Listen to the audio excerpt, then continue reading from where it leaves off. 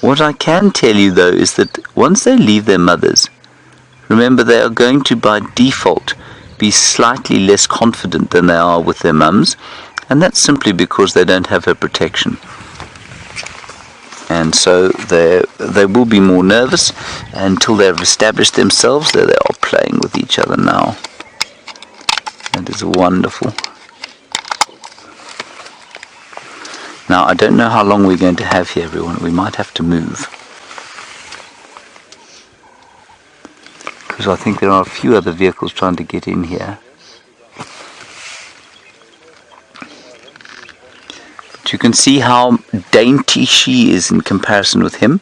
Now, the easiest way, if you're wondering how it's possible to recognize them quickly on sight, you can see there, can you see that little, what I call her Cindy Crawford mole? She's got just above there, just above those 3 spots, she's got a 4th, and that's how I see that. And also, of course, her eyes are slightly browner than his. And now you can very clearly see when they're sitting next to each other that he is much larger than she is and much more solidly built. And this sort of sibling friendship, if you like, will not last, unfortunately, into adulthood. They will eventually become relatively antagonistic towards each other, and hopefully he will move away.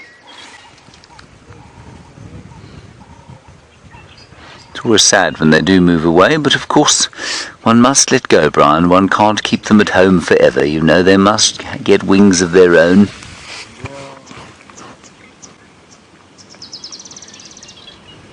She's got such unusual eyes, which are behind that knobthorn tree.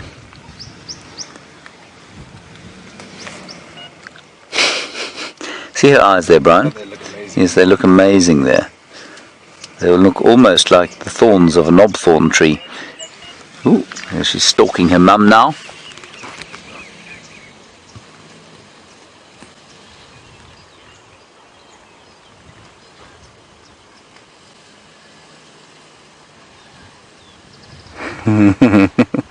Mum obviously knew she would look.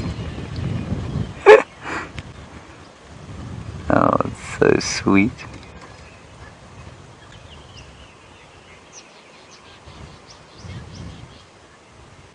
Can't believe we've run out of battery on my camera, everyone. I can't take pictures of this.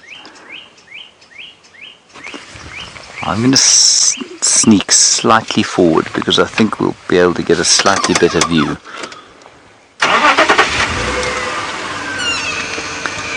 Robin, we get this question relatively often, and I think the answer is about 5 months, but I might be wrong.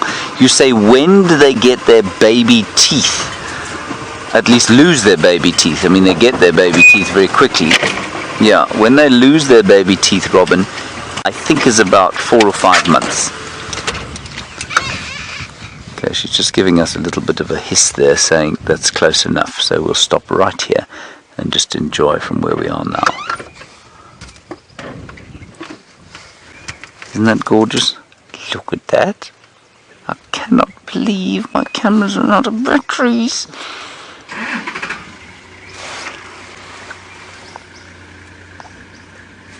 Here comes the male again, he's stalking his sister.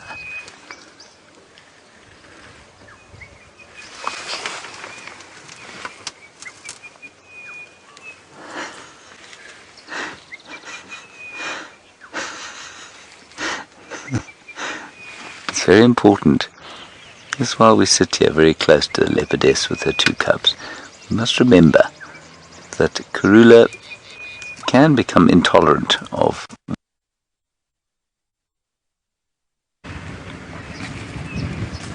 This is, I have to agree with Brent, certainly one of the best leopard sightings I've had here.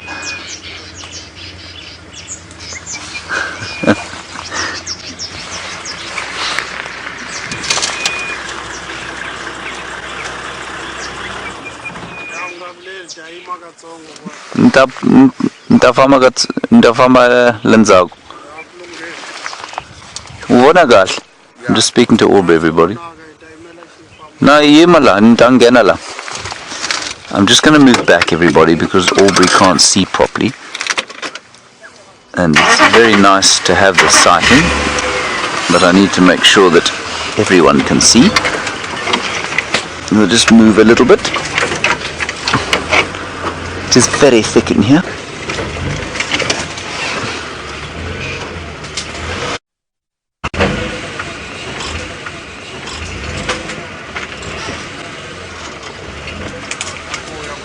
Rad. Farm. The leopard is now moving, of course, but at least everybody has got a bit of a view. There they are there. Get out of your way.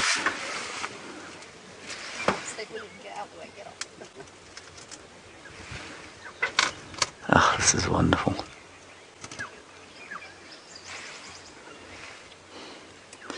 Now, I don't know if you've noticed, but you can see that the greenery there is standing out against their coats, whereas when there was no greenery at all, and they were walking purely through this kind of very dry, drought-stricken landscape, they seem to be much less obvious than they are now.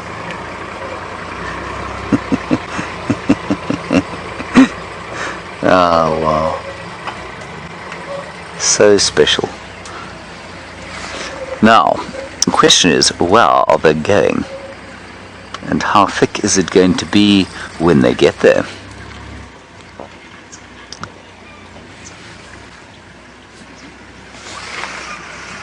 Alright, while we figure out what's going on here, let's head to Taylor and a very tall animal like Brian.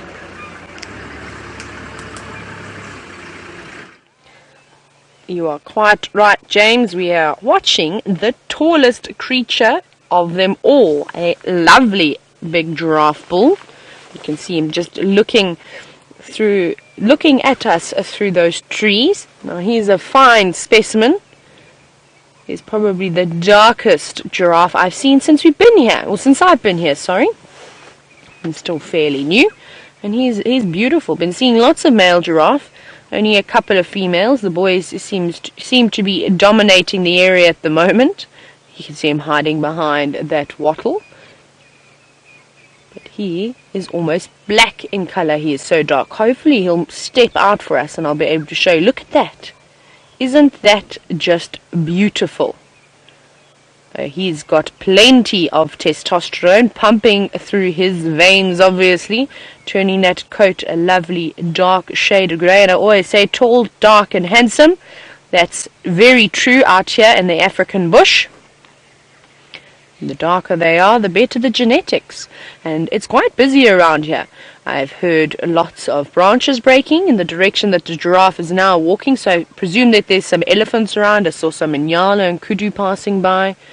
Now, if this giraffe carries on walking, we may go around, and I suspect we could bump into it again because the road does wind that way. Let's try and catch up with the giraffe. Let's go around. And let's see if we can get another view of him, possibly with the sun in a better spot. And I'm going to be very excited to see the sun. It feels like it's been forever, even though it was really just last night that I didn't see the sun, but I definitely missed it. Oh, I can see the elephants too now. Let's go up and over this bump. Go, Wendy, review nicely so you don't stall on me. Right, now where's everybody going to come up? I'm just going to position myself in an area where we can see a little bit of everything. Oh, there's the giraffe. Got him there. Should I go back a little bit more? Okay. Now, the giraffe is there, and I did see one elephant, probably about 30 meters from behind that giraffe. So I suppose they won't be here. They won't be gone for too long. They should pop back out, and maybe we'll actually be able to have a look at an elephant for longer than about 30 seconds. Normally they're the ones that stick around all the time, but the giraffe seems to be doing that today. And I want to show you, if you go all the way down his neck to sort of where his withers, he's got, there we go. Can you see that that mark on his shoulder? That scab. Now that's either from rubbing, maybe he had an itchy spot and he was rubbing up on a tree, or it could be an old wound as well. Remember, when the giraffe fight, they use their necks and they swing them quite viciously at each other, and they can cause quite a bit of damage. Beautiful, munching away. Now we know that all these trees that they prefer, so most of the acacia species, are armed with lots and lots of thorns. It looks like it was eating on a little knob thorn too. And the function of the thorns is not to prevent the animals from feeding on them, it's just to slow that browsing rate down. And then it also allows them it allows the giraffe to have to be quite careful where they sort of pick from, as to avoid that, so they don't get all the leaves off of a stem. But if you don't have any thorns, then normally you've got a chemical defense in the form of a pheromone, so something like the tannins that we always chat about, that the guarri trees and the silver cluster leaves are all full of.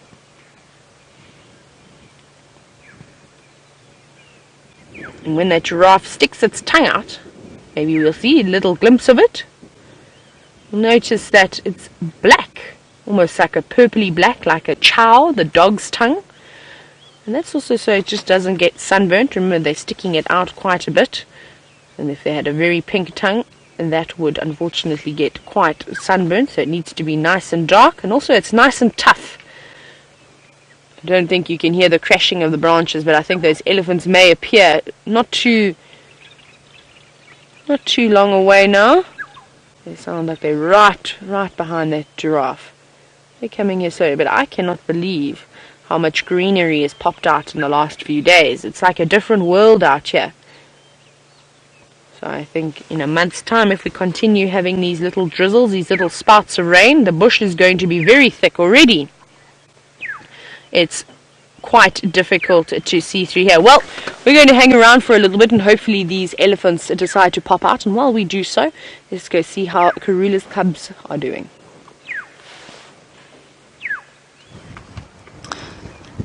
There you can see the size difference quite clearly. The female on the right, the little male on the left. Hosana left, Shongile right. And the great queen, patient, brilliant mother, coming up from behind. And we've been talking about doing these what we call roll-ins. I mean, we do these little clips during the TV shows where we give those who are to the uninitiated, we give them an idea of what we see every day, like you're seeing here. And one of the themes we're following at the moment is the success of Karula versus the rather tragic life of motherhood that Shadow has had. And I think it's just amazing to see the difference. This leopardess is quite something. She's raised so many youngsters, these two doing very, very well. And remember, let us not forget there was a stage when we thought they were dead. There was that crazy stage when we hadn't seen them, we hadn't seen her tracks around, and we thought these things were dead. And they're far from it. They are very, very well and very alive. And this brilliant leopard coming out into the open now has hunted, fed them, looked after them, about to climb onto the bonnet, feeling a little nervous. She's eyeing Brian. Of course, Brian much more of a meal than I'd ever make.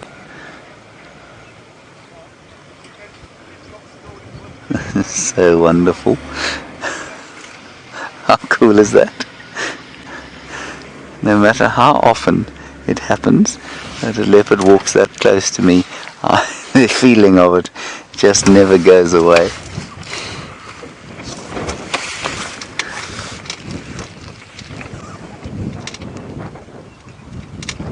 Yeah, they're going to go south, everyone, I'm afraid. But we've had the most fantastic sighting of them. We'll keep following them till they go across the border.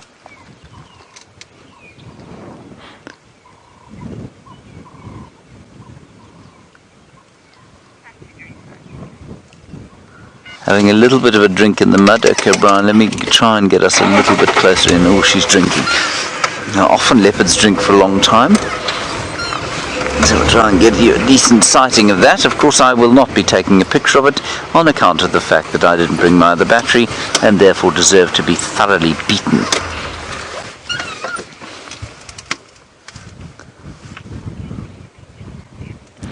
Thank you. Kirsten says she'll take some screenshots. Thank you very much for that. And all of you can do the same, of course. You don't have to worry about batteries. Not quite close enough for me to use my cell phone.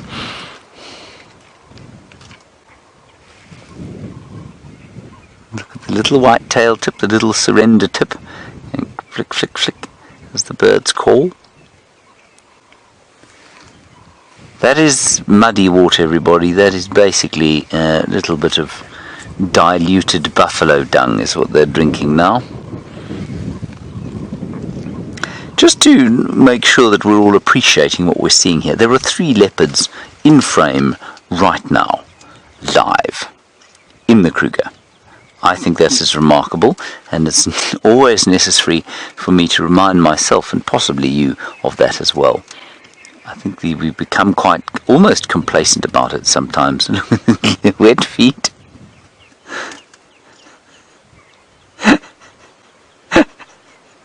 That is fantastic.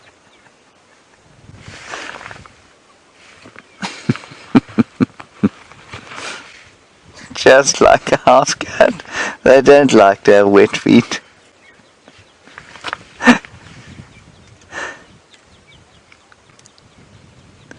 They of course are very good swimmers, very adept swimmers.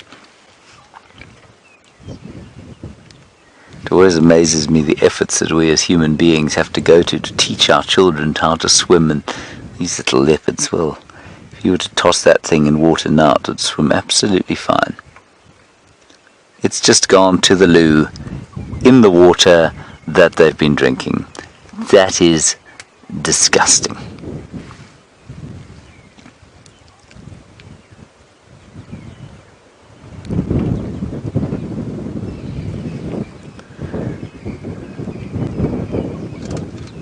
No, don't drink out of that pond. Shoo. Just, you weren't looking, but the female looked to be drinking out of the same pond that her brother had just relieved himself in.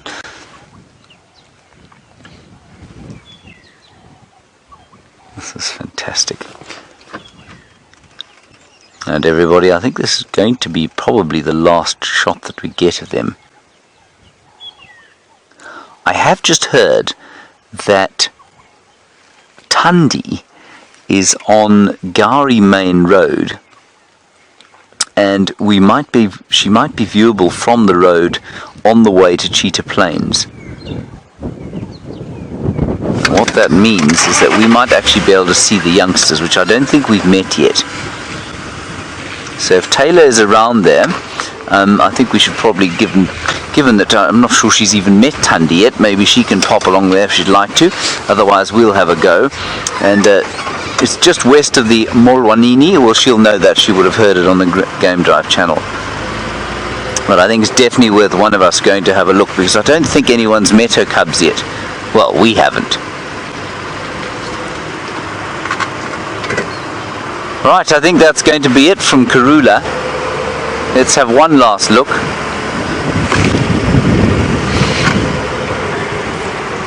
That was the sign of triumph I was giving that other vehicle.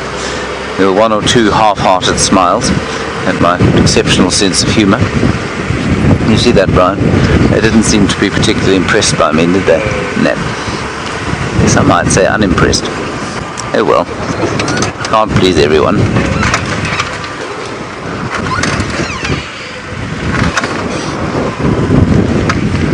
Right, we're now on the Gari Main Road. Can you still see the leopards, Brian? I can see one lying there.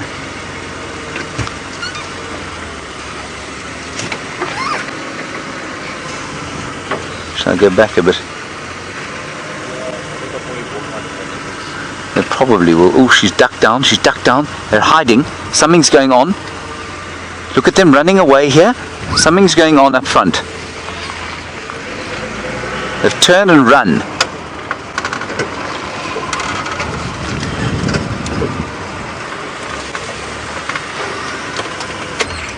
I'm going to stop here. I'm going to try and assess what's going on. That was Karula. She turned around and slunk away. The youngster didn't move at all. Oh, it's baboons. 2 big baboons coming across the road behind you. I'm saying behind you. I'm pointing at the guests over there. There they go. That's what she was moving away from.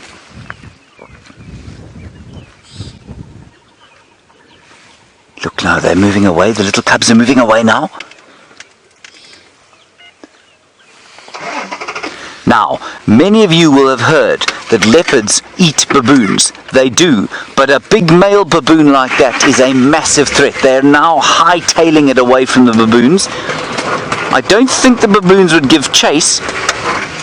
Oh look, they're running across the road there. The female's just gone across the road. I'm not gonna stay too close, everyone. They're now running at high speed. Now we're going to give them some space, and they've clearly decided that those baboons are going to be much too much of a threat. And of course a big baboon like that will be a much better climber than them.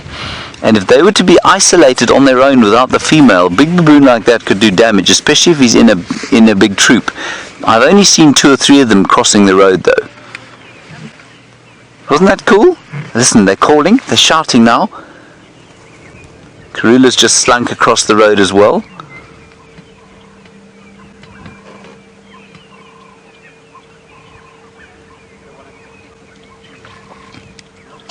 That was very cool.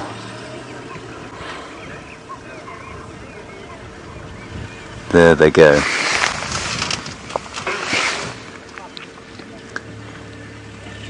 They know something's up. They can smell the leopard, I'm sure.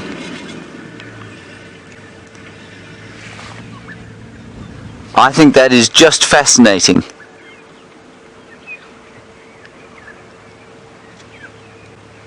There was a huge baboon that was the first one that came across there, and she was not taking any chances.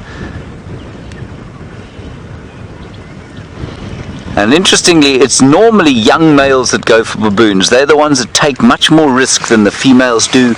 And it's only when they're young that they think, well, you know, they've got that sort of exuberance of youth, and they take on young baboons. And after that, they decide there's easier stuff to go for. There's another one. Let me move, Brian. Sorry, I'm getting very difficult for us to decide where to face yet. I think Karula's probably still slightly visible. But let's go and have a look at these baboons, because we don't see them often. They're wonderful creatures. There, they're coming now to the right hand side.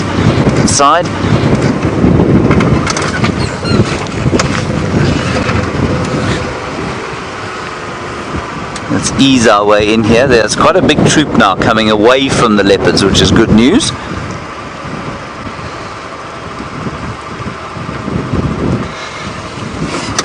There's a tiny little one in there. You see that, Brian?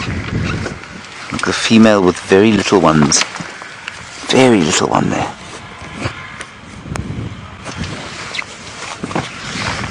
Running because there's a vehicle doing 786 kilometers an hour coming this way. Sounds a little bit like Sebastian Vettel. Wonderful.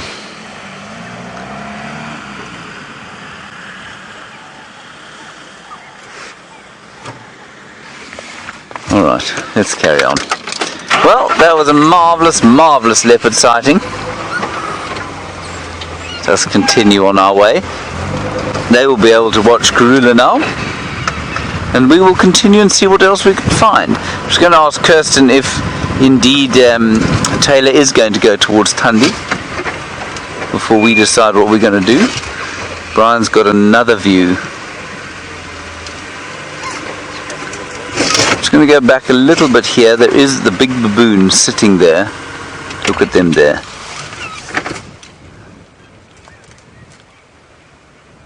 Isn't that cool? They know there's a leopard around here somewhere. They can smell, I'm sure. They may have even seen them running. But the leopards are a safe distance now. They'll be fine. Alright, let's head across to Taylor, get an update from her, find out if she's going to go to Tundi. If she isn't, I will.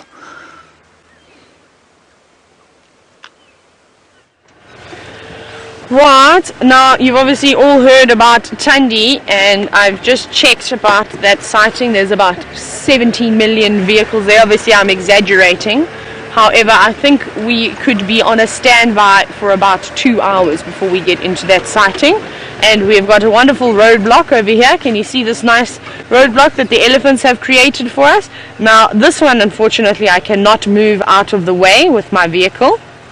It's a little bit too big, or Wendy's a little bit too small. So we need to come and chop this one up and move it away. But you can see exactly why they wanted to push that tree down. Look at all those roots that are now exposed, and you can see they've bunched quite a few of them off. This has happened quite a while ago, and so we need to actually get out a chainsaw and come and chop it. But good for the elephants, at least they had a little bit of food. Now they don't have to worry too much about eating all the roots. But we need to go around, and around we shall go.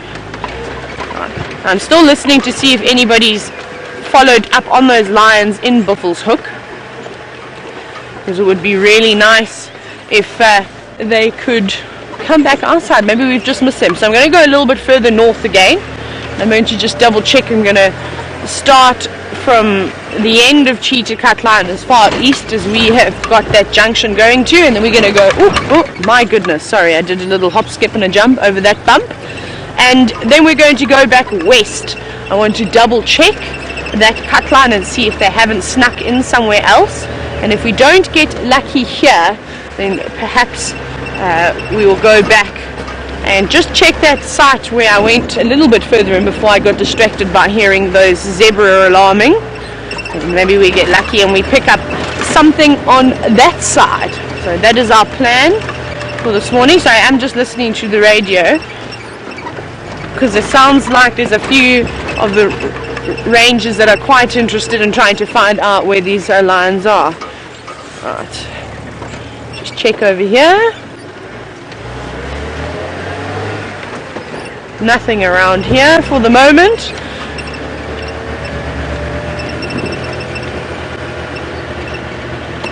But I'm wondering what they've done. I wonder if they have killed a buffalo. I'm only obviously speculating. We only saw their tracks crossing north. We haven't seen anything coming back yet. And I didn't see cub tracks. We just saw the female lion's tracks going over. And we know that's obviously what they do when they go hunting. They leave the cubs behind and then off they go. So perhaps we have still got a chance, because if they have made a kill, they will need to go back and fetch those little ones. And we could see them moving in between. And they're quite far south. So it should take them quite some time to go back and navigate through all that thick vegetation. So I think we're going to just carry on and do loops around there in hope that we possibly pick them up on the move. I'd love to go and see Tandy. I just don't think we're unfortunately going to get into that sighting. But it sounds like she's got 2 kills, so possibly we'll be able to follow up on it this afternoon. And you know, we go out nice and early and we beat all the traffic. So I think it's exciting. I think we've got something to look forward to for this afternoon. And I also heard some rumors about cheetah. Now, they said they didn't find anything, but they were searching far and wide. So perhaps if I'm driving this afternoon, I suspect that I may be, I'm definitely going to be going to Cheetah Plains. It's just very busy that side now. All the rangers have gone far east. And I think we started a little bit late to try and go and get in there. So it's nice to start on a set of tracks instead of trying to pick up on people have driven over them and, you know, squash the tracks and they're not whole anymore, and they can make it quite difficult. So this afternoon I think we'll be hitting Cheetah Plains hard and see what we can pick up over there. It's going to be a nice day. The clouds are opening just a little bit. You can see the sun peeking out over there. There's those light rays, which is good, and the clouds have lifted quite high now, so I don't think we're going to get any rain at all this morning. But wouldn't it be nice if we got a lovely thunderstorm just at the build-up towards the end of the show this evening? That would be really nice. Really, I'm sure you would all love to first-hand see a wonderful thunderstorm. Unless you were watching on the dam cam last night, then you could have possibly seen a little bit of lightning and heard a few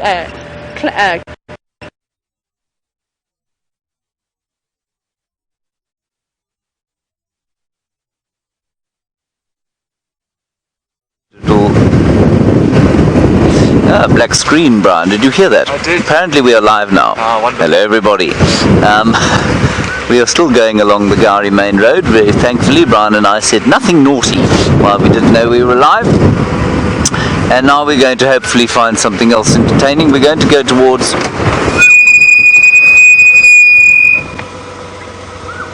It was a black-headed oriole, which I've yet to get a decent picture of on screen. We're going to go towards Treehouse Dam, not Treehouse Dam, what's this one called again, Brian? Twin Dams, and see what we can find over that side. Maybe an elephant or two, or maybe a buffalo. It's got colder, I think. Brian has got a blankie on.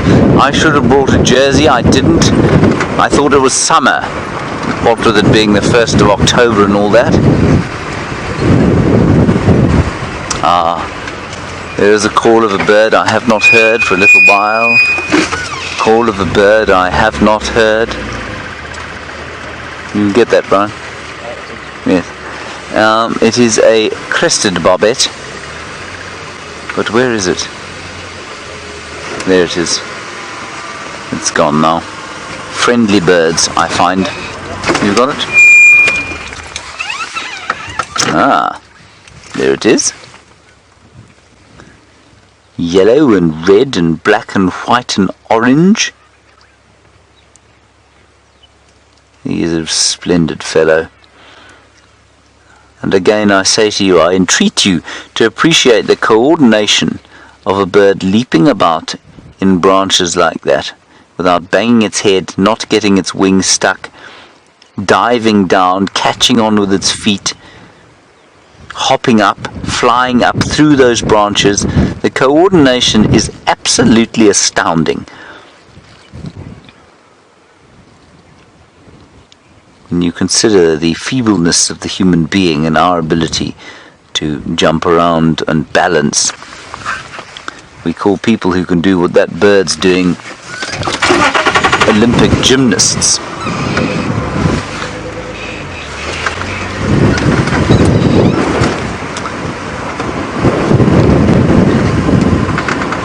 Taylor is back up, everybody, and she's had a migration going on.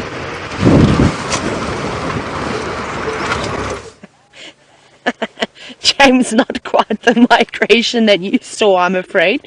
But we've got a starting migration. We've got one very big wildebeest, and we've got some zebra, and of course we've got a fork-tailed drongo peering closely over the two different species. And it's very unusual to not see a fork-tailed drongo in hot pursuit of the insects that are being sort of chased out of the grass as these mammals walk through and kick up all sorts of goodies. Now, it's quite funny how we always see a group of zebra and then only one wildebeest. I find that hysterical.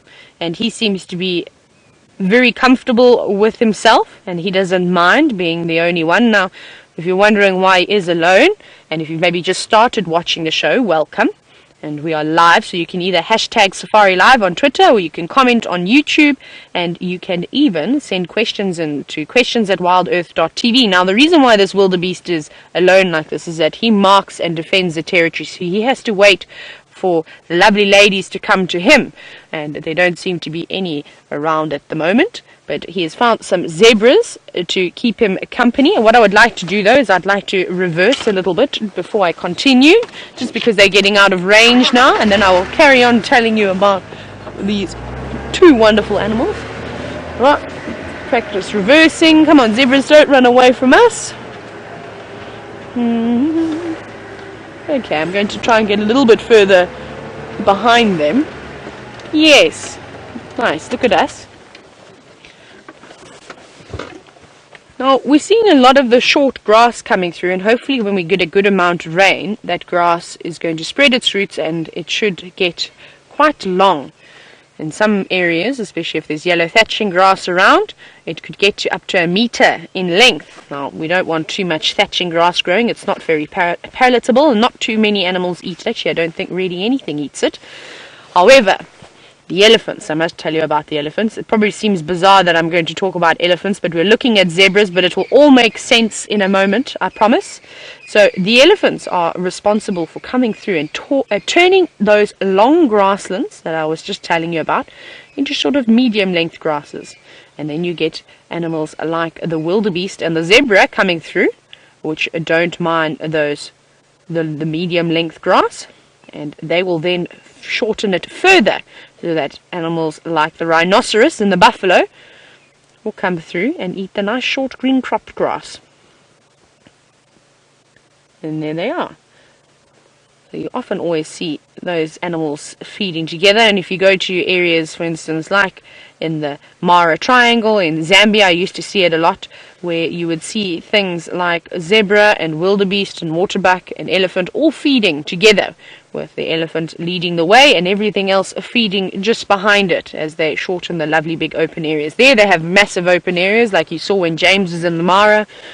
Some of those areas can be a few 1,000 acres in size of lovely just long green grass everywhere. We unfortunately don't have too many areas like that. I think Cheetah Plains possibly has the biggest plains that we see.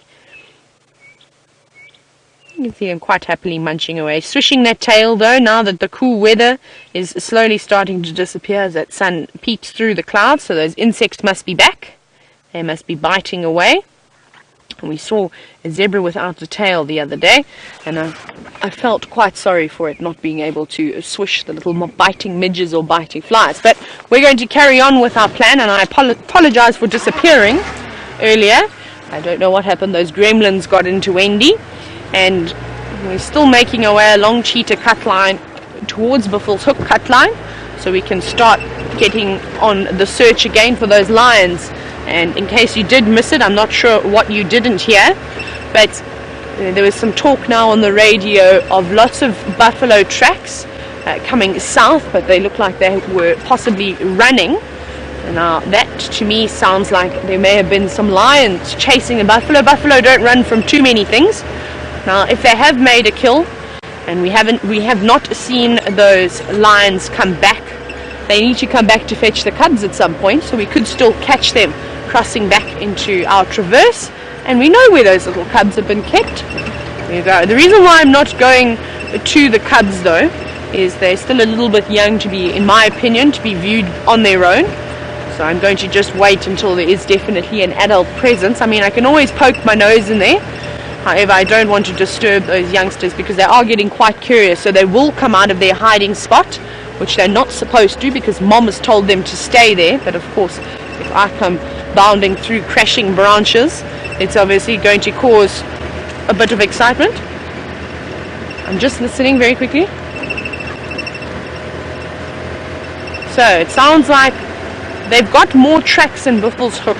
Now I don't think it's too far away from the boundary. They seem to be going west. I think it's a good idea that we're going to stick on the cut line and go straight west. And I'm going to try and find out, a bit of corrugation. Sorry if your screens were rattling there. Very bumpy along here. Viam's trying to hold the camera on it, and it doesn't fall off. See, with Wendy's new tires, unfortunately, they need to be pumped up a little bit harder than the old ones, so it does create a little bit more of a bounce.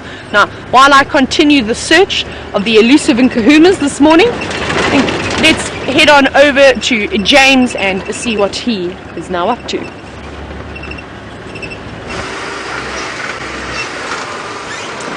I'm having a boat ride, everybody, and the thing that Brian and I have noticed about the boat ride, because of course Brian has also just returned from a long sojourn away from Djuma Private Game Reserve, is that the jackalberries are playing winter. You see that, Brian? I do. Yes, they've lost their leaves. That one that we were watching, the one with the twisted trunk down at the bottom near Twin Dams, got no leaves on it anymore. And they are, of course, semi-deciduous, meaning that they lose their leaves sort of intermittently throughout the year, and they'll come back very quickly. So this tree won't be bare for long. Isn't that interesting, as all the others are getting their leaves, so the jackalberries are losing them. Now that's quite a clever plan, because what it means is it reduces competition. Not so much for this tree, because this tree is on its own, but as a young tree, Remember, the jackalberries are normally growing in fairly thick bush, and so while the rest of the trees of the area don't have leaves, they do, which means that they don't struggle to find light. And that's one of the great limiting factors of a forest plant, a forest tree, is that there's not sufficient light down on the ground for them to grow up. And here, of course, that is avoided by having leaves during the dry season when there are no leaves on any of the other trees, and so there's no shade on them. And I think that probably just persists into adulthood, which is really quite clever. And of course, you can't do that in many other parts of the world, because in the winter time, it's not only is it dry, it's also very cold. And that's not a limiting factor here. So as long as the roots get down to the water system, which often they do because they're often on drainage lines, the jackalberries, well, then the winter's actually not a very limiting time at all. Isn't that fascinating, Brian? It is amazing. Are you overwhelmed with a sense of fascination? Overwhelmed. Good. Now, watch your head here, because you're very tall. I don't need to worry about my tall. There we are. Well done. Good job. Let's keep. In fact, it looks deeply agitated. Ooh, maybe. You're going for it. Well done, Brian. Stout, brave fellow. It's in there, everyone. He not only is he going for it, he's going to super zoom it. It went in there. Okay, let's go a little bit forward. I will show you a picture. Tell me if you see it, Brian.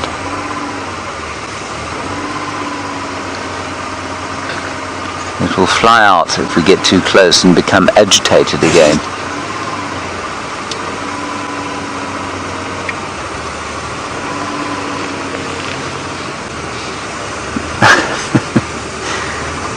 I've forgotten the sardonic nature of Kirsten, the director. She keeps saying things like the suspense in a sarcastic fashion. Brian, I think it's gone. This is a potato bush, a phyllanthus bush, but I think that the citrus swallowtail has gone. Let me take out a picture of it.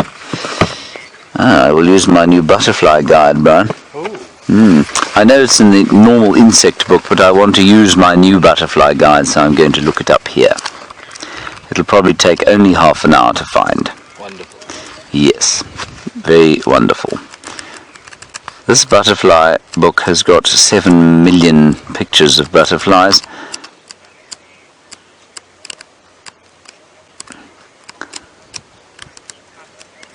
I can't find it. No, come on now, Henry. Don't be so useless. Here we go. Nope.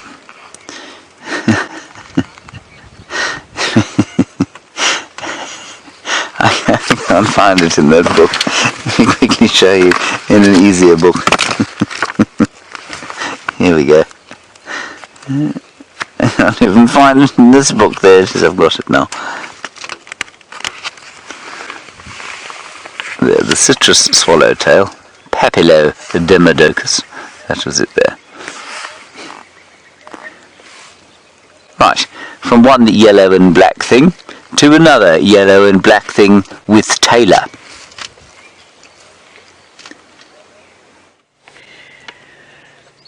We have had a number of giraffe roadblock today. Not that it's a bad thing, it's actually quite lovely. And look at their beautiful patterning on the coat. Now, this is another male giraffe, not the same one that we saw a while ago. This seems to be a much younger chap. You can see his colouring is not quite as dark, and he still needs to muscle up a little bit. He looks good. And he's very happily eating very close to my vehicle, which is wonderful. It actually looks like he's been given a little bit of a beating. We can see he's got quite a few battle wounds. If you go down his neck, you can see all those patches there. You see them through there. And then if you go down towards his legs as well, his front legs in particular, we'll go down, it's a long way down. There we go, you can see there. So perhaps he has been in a few arguments. Maybe he thought he was bigger and stronger than what he actually is, and perhaps tried to take on a big bull like we saw earlier, and got kicked around a little bit. You can see all those ticks there. You can see how the ticks always live in the little creases, you know, in between your elbows, in between the groin, the warmer areas. That's their preferred spot. But this giraffe doesn't have particularly too many ticks on it. Now, having lots of ticks doesn't mean that you're unhealthy. It actually can mean that you're quite healthy, because if the parasites don't want to eat you, then there must be something wrong. But he's really towering over this tree. You see, no problem feeding on the tops of these leaves. Now we're able, because we're nice and close, to zoom right in.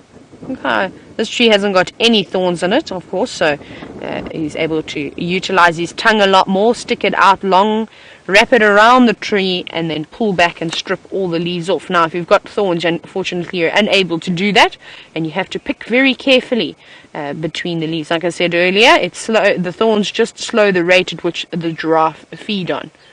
But in this case, when you don't have lots of thorns, and I don't think bush willow particularly have very much tannin in their leaves, so I haven't tried one myself, so I should probably try one.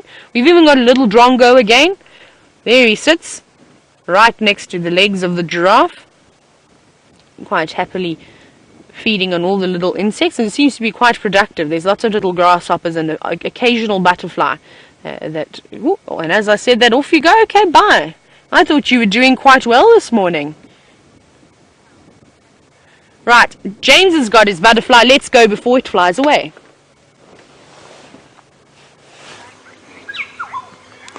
Brian found it, everybody. There it is, the citrus swaterdale. The citrus swallowtail, not swatodale. Citrus swallowtail Paphiodemodocus. It's quite nice to say Paphiodemodocus.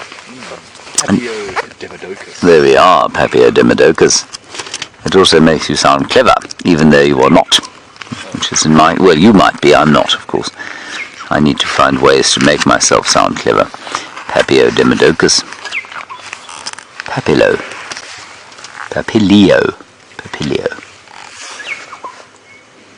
Demodocus. There we are.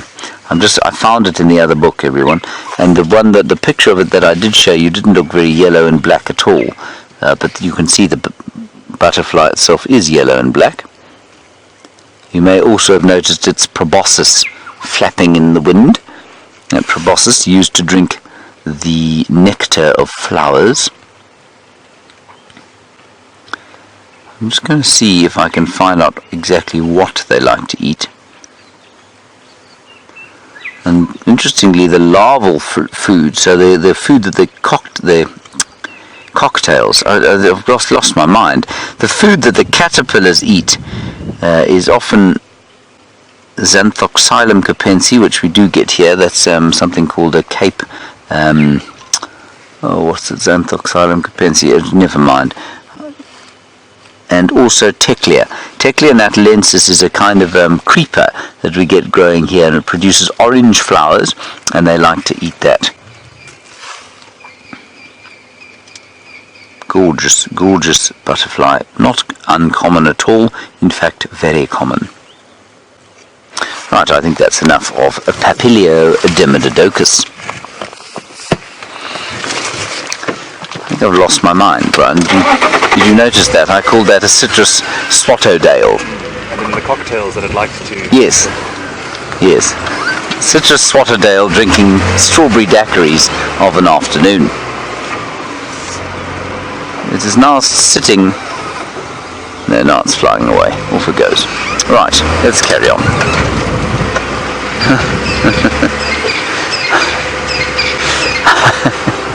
I've never seen a citrus swatodale before.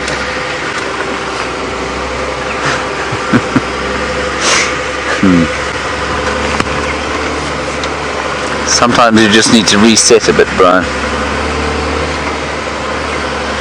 Now, the other thing I've been noticing is that many of the trees are starting to flower, and one of those is the Combretum herreriense, or the russet bush willow, of which one has appeared just to my right hand side right now. There we are. Now these flowers, of course, somewhat less impressive I find than the flowers of the Mopani pomegranate, Rhizogum zambeziacum, see, One is impressive, one is not impressive. You see that, Brian? Yes. Now we will focus pull to the less impressive ones. Very nice, Brian. That is a piece of art we've just created. You know that? Oh, wonderful. That is a piece of art right there, everybody. Brian Joubert, the Vincent van Gogh of the camera world. Right, let's have a look at the less impressive one. Oh, it's blowing in the wind. I'm going to pick a piece.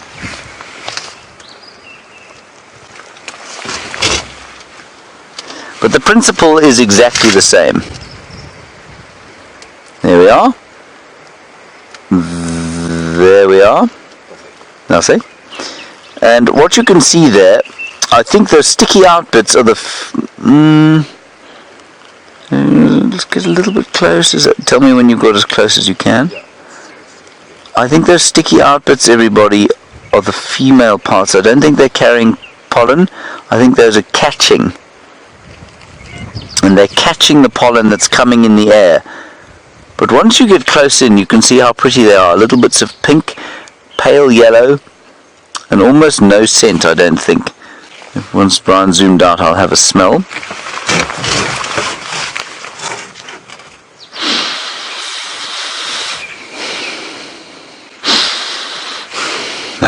No smell at all. That's disappointing. It is disappointing, Brian. Have a try. Thank you. See what he says.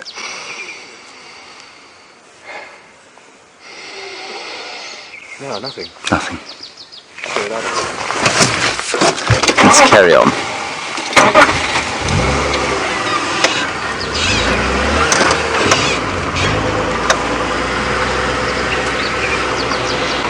Ooh, I hear much bird song here, just as a little patch of sunlight crosses over this glade.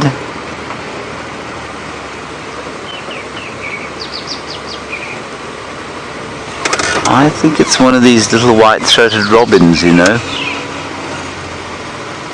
Ooh, it'd be nice to find this. We came across, you know what, I came down this area just before I left. And I heard this bird, and I couldn't find it. I got out of the car to try and find it. You see it anywhere, Brian? It might well be a standard issue, a white-browed scrub robin. I'm going to sit here and see if we can't find this bird, everyone. While we do that, Taylor has got Death in the Sky.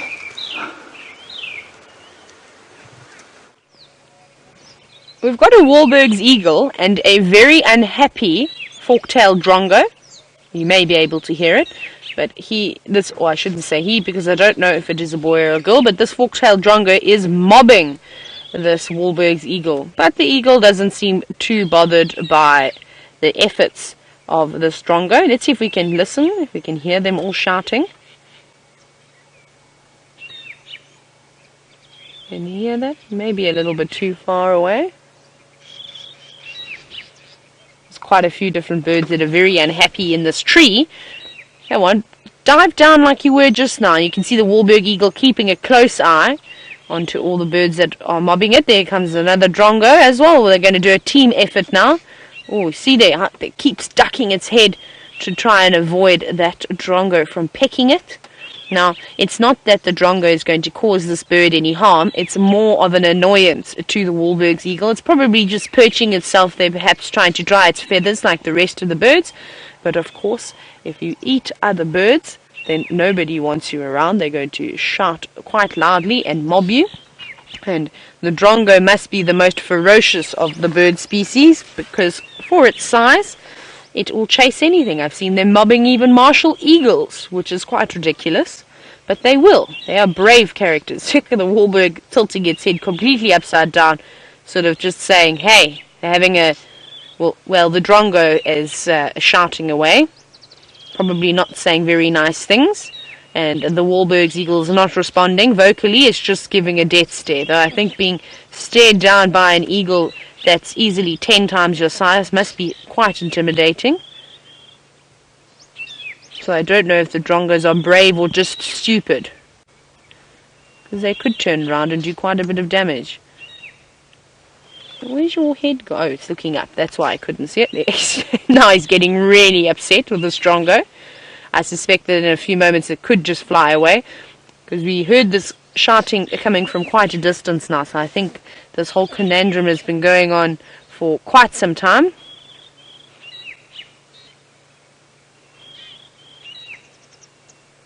I hope you can hear that Drongo shouting about.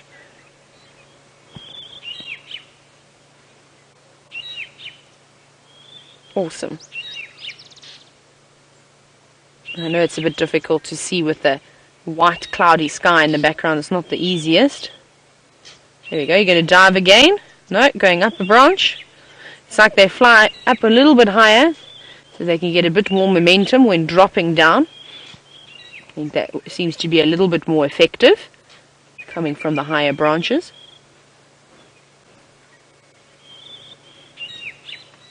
I also saw some buffalo up ahead, which is quite exciting because we never see buffalo anymore because the kahumas eat them all.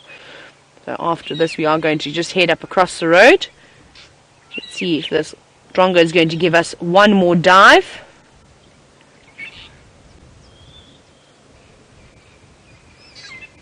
No, it just seems to be shouting quite a bit.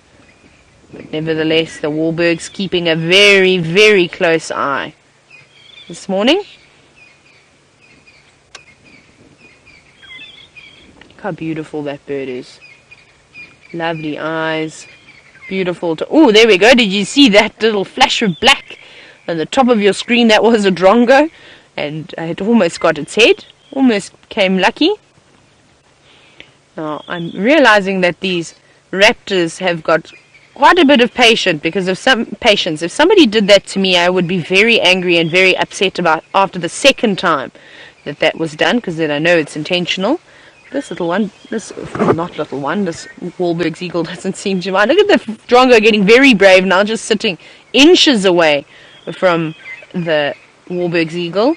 Now, I suppose that eagle needs to be careful because you can see all the thorns from the knob thorn. And you wouldn't want to wave your wings too much, or flap them too much, should I say, otherwise you're going to rip them. Right, I think this is going to go on probably forever. Let's carry on up ahead. That was a wonderful little show, but I really want to show you some buffalo, just in case you've forgotten what they look like, seeing as we've only been seeing the dead ones lately. So let's carry on a little bit further. Good luck, Whalberg's eagle. I hope they leave you alone. They didn't. The Drongo called in for reinforcements. I saw some more coming in to pester the Whalberg's eagle. Okay, I've got the buffalo in sight. Now, I wonder if they haven't come down because the lions have chased them. We've been seeing quite a few tracks of buffalo running south onto our traverse. I think the lions were really busy last night. Now, I know that a few of the guides are still looking and still trying to get onto the tracks of those lions, so to make sure that it is proving extremely difficult, even to the locals who have been tracking pretty much their entire lives are saying that it is quite difficult with all this. Oh, I need to get onto the fire break. Trying to track with all this rain that has covered the footprints. Right, oh, we might have a gap here. Oh, hang on, can I just show you our friend the zebra in front? Now, we saw this zebra the other day. This was the one I was telling you about that has no tail. Can you see that? She's got a little stump. That's quite funny that I was just talking about the zebra this morning. So that's Stumpy, and that's the one that's lost its tail. I'm quite glad to see that he made it through the night and survived. It didn't get eaten by the lions. But let's have a look at what a really big buffalo looks like. We're going to do a bit of chopping and changing. I'm parked on a little bit of a hill. Just a few of them coming through. Now that buffalo is going to the toilet. As you can see, he's multitasking. Not wasting any part of the day, making sure he's got his head down, grazing all that lovely green grass, as well as going to the luxuries at the same time. You can see him munching, very much enjoying all this nice green grass that's coming through. Now, it seems as though it's a bachelor herd that we've got here, just some Duggar boys. I've seen 1, 2, 3, 4, and there could possibly be a few more coming through as well. They look very relaxed. They don't look too startled. But This is the first time that we've seen the buffalo coming onto our property, onto Djuma, for at least a week now. Now, with that being said, that can only mean that the lions were chasing the buffalo around. It's just another bit of evidence that we can add. Otherwise, they wouldn't be here. And that's what the lions are going to do now, is they're just going to follow the herds of buffalo wherever they go. Like James says, the lions are going to start to move around a lot more, because there's grass everywhere. There's water all around. There's not any need for them to just sit and wait for the animals to come to them anymore. They're going to have to work a little bit harder. But we've got another buffalo coming out in front. Maybe we can try and catch this one. I mean, go forward a little bit.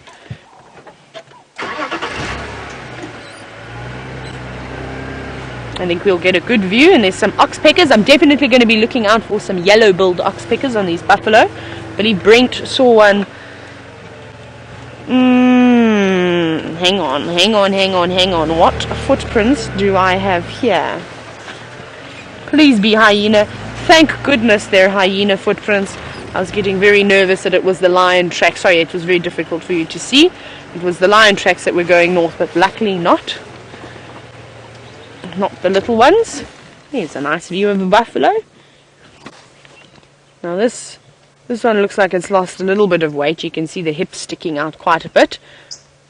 Well, that would have been a great meal for the lions. His horns aren't too sharp. He's definitely an older boy. But perhaps with all this greenery coming through, he'll be able to put some condition on and make it back. You can see the ribs showing, hips sticking out, the oxpeckers feeding on all the lovely ticks that are congregating around the rump. You notice how they weren't going for the big ticks either. They're going for the finer ticks that are in the hair of the buffalo, and then the yellow-billed oxpeckers will be picking at those larger ticks. Well, while I carry on, I'm still searching for the nkuhumas. James has also got a feathery friend for you. My feathery friend has flown away, everybody. It was a southern boo-boo, one of my favourite birds, because it goes...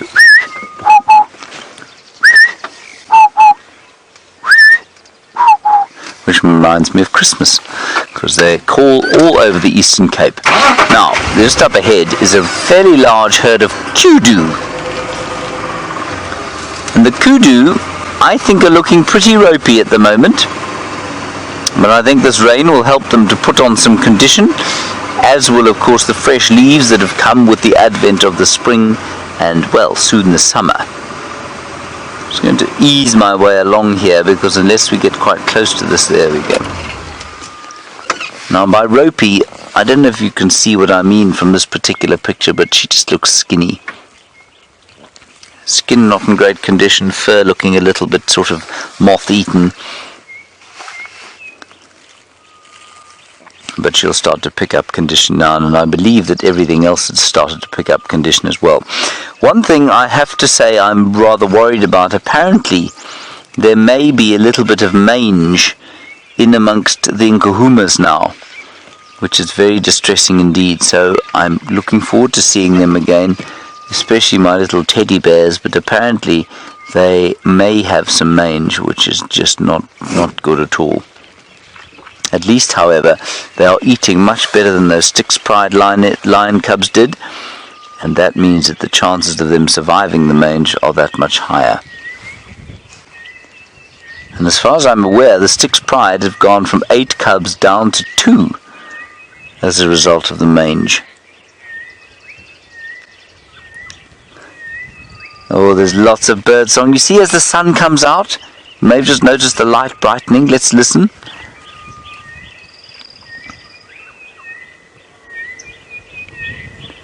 That's the boo-boo calling there, you can hear it going.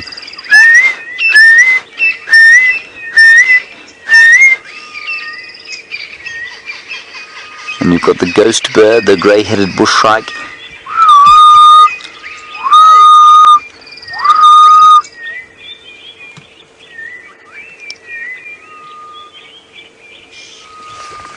Hello Canada, Keith, a nice one from you about whether or not different bird species understand each other's calls.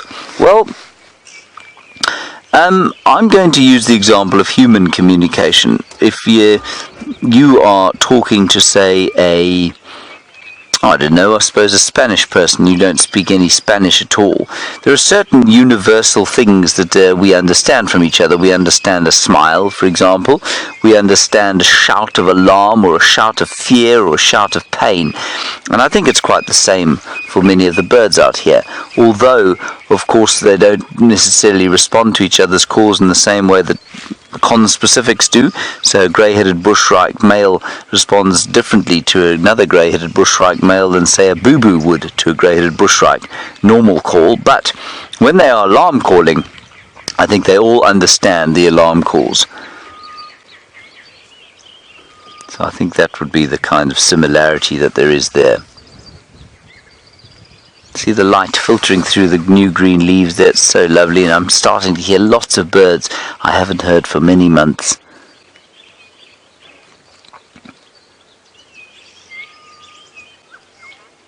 Just stunning.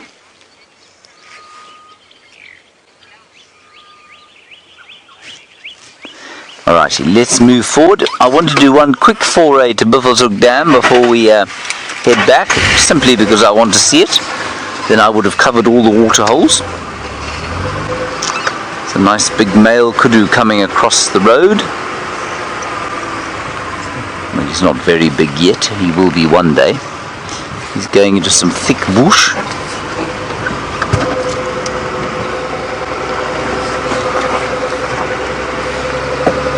Alright, let's carry on. The weather does seem to be lifting slightly, which is very nice. We'll have a bit of clear, humid air today. Gorgeous time of the year. Not too much in the way of heat just yet, although October can be very hot indeed. But we have had some rain, so I think it's going to be a lot better than it might have been. Ooh, look at that, Brian. It is a Burchell's zebra, as opposed to a Grant's zebra. Or a Burchell starling. Or a Burchell starling. Or an elephant, for example. It's different from that. So we have, there are a whole lot more in front of us. Let me go forward. Now, this is quite a nice opportunity for me to compare the Burchells with the Grant zebra. The Grant zebra, the one that we saw in East Africa. And the difference is actually quite remarkable. They are the same species, a slightly different subspecies, but the Burchell zebra is definitely bigger. It's got that very clear shadow stripe. There's a particularly brainless one there. Very clear shadow stripe between the black and white, and also not the same Roman nose. So the noses of these zebra are rather more straight, and in some cases slightly dished. Now, if you know horseflesh, for example, you'll know that an Arabian horse has got a dished nose. It means it turns up slightly, and the Burchell zebra has got that slightly. Unlike the Grants, which has a very rounded nose. That's quite interesting. There's a bit of a gale blowing there, Brian. Yes. And they will be loving the fresh grass now. Really enjoying the new flushes. That youngster still full of the exuberance of youth, Brian. Also, we'll be talking about youth a lot during this month, as mine inevitably fades away from me.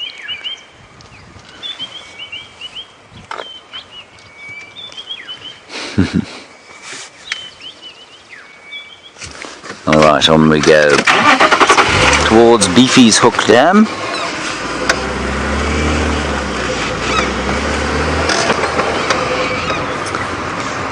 Kyle, you say, please tell us some stories about my trip to the Mara. Well, Kyle, I think you probably viewed most of the good ones. You know, those crossings were quite something. and I don't know if you saw them or not, but we saw some astounding pictures of zebra and wildebeest and Thompson's gazelles being smashed by those great dinosaurs of the deep, the crocodiles. 4.5 to 5 meters, some of them 15 feet or so in length. Big things of about, well, probably about almost 1.5 tons, 1,500 kilos, about 3,600 or 3,700 pounds. So those were, for me, the most unusual things to see. But also, Kyle, of course, if you've ever watched the film Out of Africa, you can see why it was shot there. It is just, and it was shot exactly where we were staying, actually. It's scenically, I think probably next to, I mean, Namibia is very different, and I've always said that Namibia is one of the most scenically beautiful places I've ever seen. This is completely different, but it is as awe-inspiring, and not savage, Brian. It is just awe-inspiring, and and there's some elephants up ahead. And so, Kyle, for me the big highlight, of course, was just that everywhere I looked there was a beautiful view filled with animals. Every single place we looked. Let me just go around the corner here. I think we'll get a better view. I will try and think of some other things that maybe you wouldn't have seen while we were on drive, because we did focus quite a lot on river crossings and lions there, because that's what we went there to try and tell. Those are the two big stories of the migration, you see. These elephants are behind some fairly thick bush. In fact, they're behind, well, let's see if we can get a view here. There's one coming slightly closer towards us now.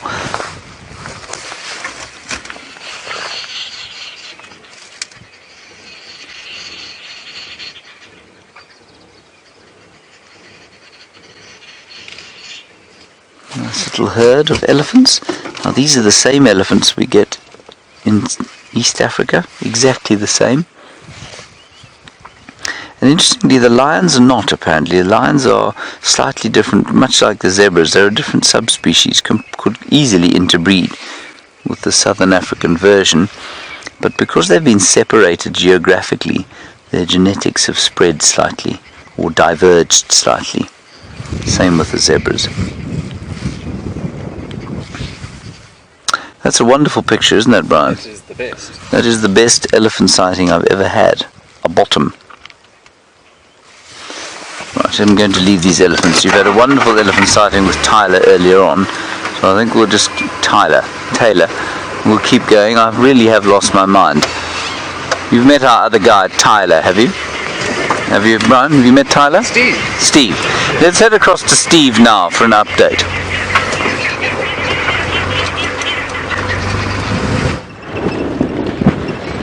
So we got some word that we had one set of lioness tracks coming south from Sydney's dam, which is quite exciting. So we're actually making our way straight back to where those cubs were last seen, and we're going to actually go through and venture straight into the bushes and hope that we have maybe found the lions. It's very exciting. The tracks seem to be quite fresh. They seem to be over the rain. So that was this morning. Oh, but hang on, we've got a roadblock of elephants again. Roadblocks seem to be the game of the day. So before we get there, let's say hello to these elephants. It's my friend from earlier this morning, I'm afraid. The elephant that didn't like me so much. I'm just going to give them a little bit of room. It was actually quite a big herd that she was with. I didn't realize it. They just seem to be coming, and there's quite a few hidden in the background. I suppose the animals get right of way here in the heart of Africa. Do we have to just stand by and wait for them? Now, I'm not going to pass her because I know that she was in a little bit of a mood, or she just didn't like me for some reason this morning, so I'm not going to push the boundaries. I'm going to give her space and let her cross the road with her calf. So we'll just have to sit here patiently and watch them, which I'm sure that none of you are too upset about. Any day with elephants is a good day to me, and it's got really cold now.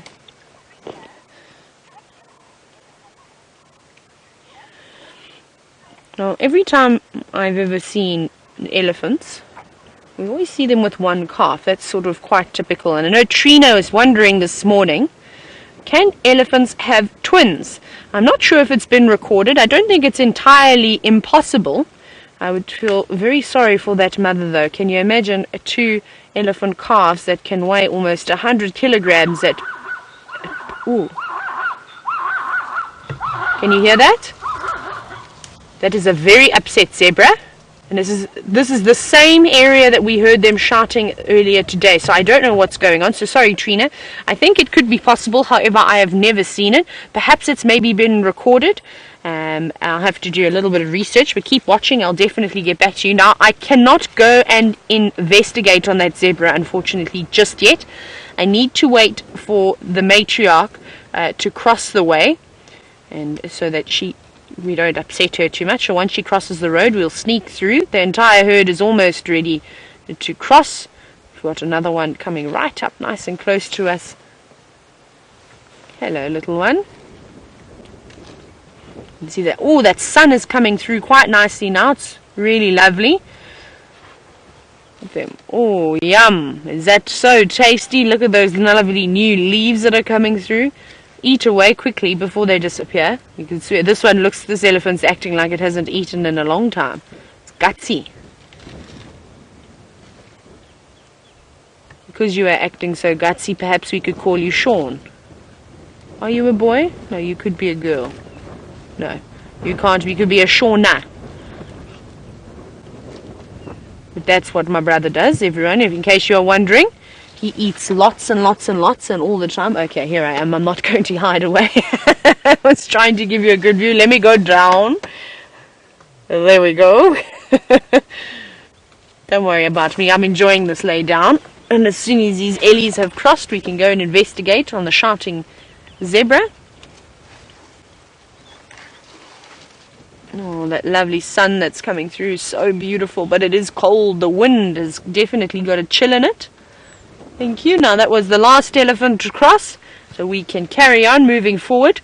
So I think I'm going to pop my head back up again, and we're going to race on towards that zebra that was bleating so loudly.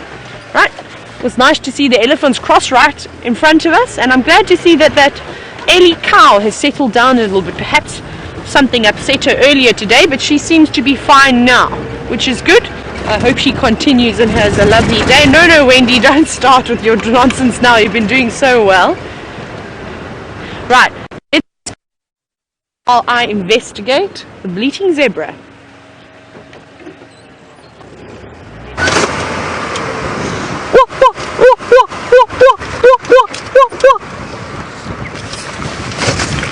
That, of course, I think is the sound that Taylor is hearing. Now, what I noticed there by East Africa, and I don't mean to harp on about these things, but Kyle, you did ask, is that because there are so many zebra and so many wildebeest, the opportunity to learn their behavior in the same way that we learn lion and leopard behavior here, for example, because we spend extended periods with them, the opportunity to learn them was so much greater than it is here. Now, what I found was that sound that they make is often not an alarm call at all. It's them communicating with each other, shouting at each other, or maybe communicating over a distance. And when they're watching lions, they actually snort. They go in much the same way that a wildebeest would. Now, let's just have a look in this puddle. Mainly for little water boatmen. I was hoping to find a water boatman or two. That's a kind of insect that looks like it is rowing. There's one, Brian. Right at the edge there. Now, to the left slightly. Right slightly, sorry. And then right down a bit. And that there. Is that a stick or a water boatman? That's a stick, isn't it, Brian? It is. Yes, very nice. Wonderful. That is a very nice stick in some water. Oh yes, look at that. Oh my goodness, Brian. Look at that. That is incredible. It is an incredible example of the surface tension of the water not being broken because the stick is exactly the right length not to break it. Do you see that? Wonderful. It is incredible. And if you were interested in physics, which most people are not, you would know that that is only possible because of the polar bonds that exist between the molecules of water. And that in turn caused, Brian, there's a large bird of prey, thank goodness I won't have to continue with my advanced chemistry lesson on the molecules of water. I believe that to be a gymnogene, aka African harrier hawk, tern bird.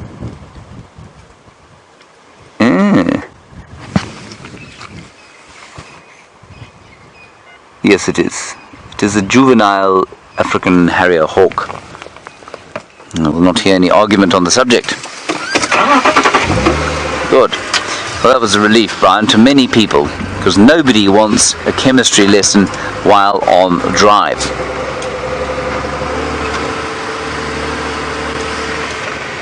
Most people don't ever want a chemistry lesson. I quite like chemistry, though.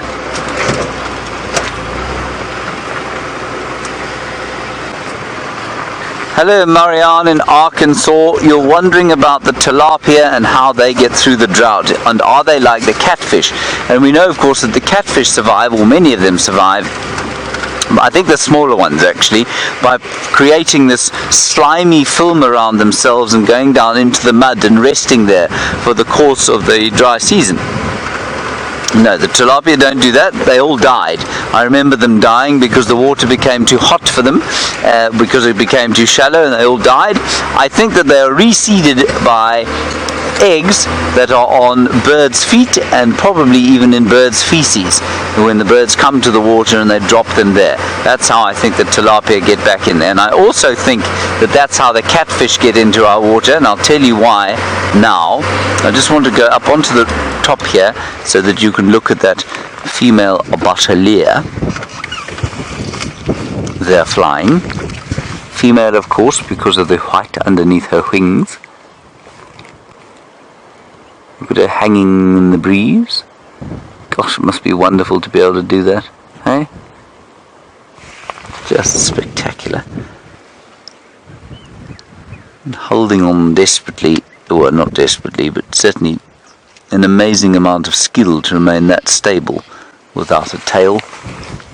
And then way above, Brian, we have a brown snake eagle, which I don't think that we might get. That is a brown snake eagle. Oh, no, it's Brian, sorry, you're on another one. That's fine, stay on that one. That looks like a tawny. I think that was a tawny, I think. And then there is a brown snake eagle hovering above us. There it is. How cool is that? It's dead still. Dead still, hanging in the air and just turning now with the wind. Now that scruffiness of the feathers you can see is probably a result of a molt. They will molt their flight feathers because of course they don't have any blood running to them when they get very big, or when they're fully grown. The blood and nerves are cut off from the feathers and they're forced to molt them. That's very cool. Now, I know it's a brown snake eagle, everyone, from the fact that the colouring under the wings is paler behind than in front, and if that was an adult brown snake eagle, which I don't think it is, it would be almost white underneath the wings with a brown front part. You can't see that from here with the light like it is. Marvellous. Well done, Brian. Well done, Joe. Now, what was I waffling on about? I've forgotten. No, it wasn't the Mara. Catfish and tilapia, that's what it is. Right, now, thank you very much, Kirsten. I think the catfish here don't, in fact, spend a great deal of time in the slime under the mud. And I'll tell you why. I think that the clay at the bottom of our water holes here contracts so much that I don't think anything could live under that mud. So they probably go under the mud, and then when it dries out completely, that clay contracts so much that I think it would crush anything that tried to live underneath it. So I think That's why we didn't see new catfish in the Bufflao Dam when it filled up after it dried out last November. Remember, it had water in it probably for, I don't know, about 4 months, and I didn't see any fish come back into it. And I think it's simply because there wasn't sufficient time for it to be reseeded, if you like, by birds coming in. So I don't believe that the catfish in this area, because of that clay, survive underneath the mud. There it is, Brian. Take it or leave it, toss it out or believe it. That was another very poetic phrasing there. You noticed that? You did. That's good, thank you.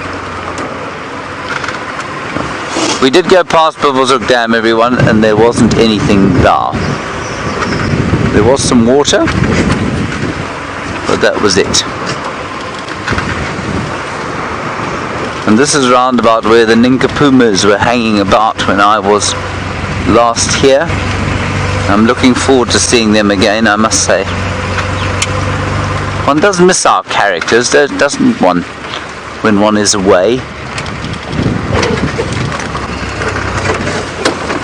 Oh, some red-billed buffalo weavers, but I'm afraid they've disappeared.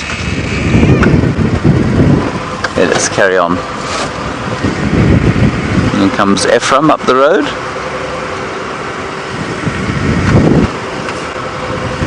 We'll just wave at him.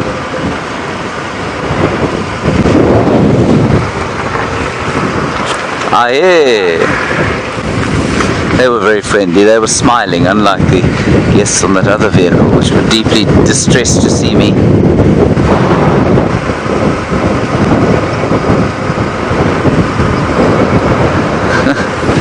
Hello Penny Pine, you say to me, did I leave all the wildebeest on the right side or the left side of the river?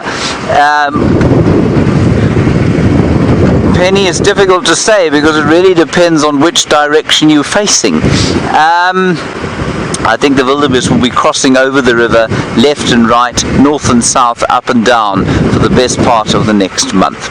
Alright everybody, that's going to be it from Brian and I this morning. We will see you this afternoon. Thank you for joining us and thank you for a very kind welcomes back. Brian, I feel that thumb is too formal for a Saturday. I know. You mustn't work on a Saturday. Everyone has to work on a Saturday. Well, not everyone, but we do. Yes. Okay, everyone. We'll see you later at what time are we going out this afternoon? 3:30. At 3:30. Until then, and bye-bye. So we went in to do a little bit of investigating, and we actually drove on through to have a look if the cubs were actually still around. Unfortunately, they are not. We had a quick little look around and they've disappeared. We couldn't see any tracks, but some of the other guides managed to just pick up their tracks now, and it seems like the entire pride definitely crossed north. So the cubs' tracks are just a little bit west of us and going just to the east of Sydney's Dam, which is quite sad, which means that they've made a kill that side if they came back to fetch their little ones. And that bleating zebra that we heard, I found it.